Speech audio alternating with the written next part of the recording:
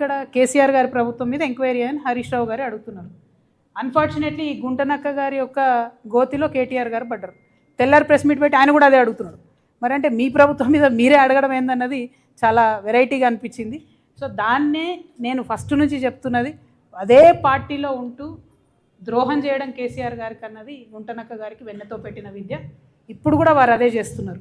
BRS party కార్యకర్తలు నేను request చేస్తున్నాను, వారి విధానం చూడండి, వారు మాట్లాడే పద్ధతి చూడండి. టోటల్ 2014 నుంచి ఇప్పటి వరకు బీఆర్ఎస్ పార్టీలో ఉంటూనే డిమాండ్ చేస్తున్నారు ఎంక్వైరీ చేయాలని. మరి యాజ్ టీజ్గా తెల్లారి కేటీఆర్ గారు కూడా అదే అడిగింది. సో ఈ గుంటనక్కని గుడ్డిగా ఫాలో అయ్యి గుంతలో పడ్డారని నేను అనుకుంటున్నాను.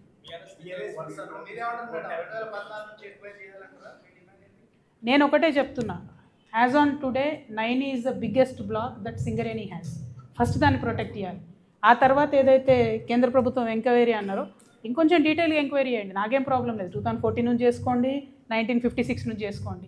మాది కార్మికుల పక్షం, కాంట్రాక్టర్ల పక్షం కాదు కాబట్టి నాకు టెన్షన్ లేదు.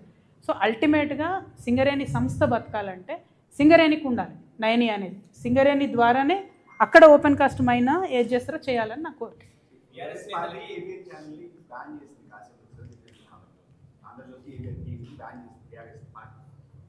నీకేమో బీఆర్ఎస్ ఇష్టం, అది ఎవరేం చేస్తారు. కొన్ని రోజులలో ప్రజలే బ్యాన్ చేస్తారు బీఆర్ఎస్.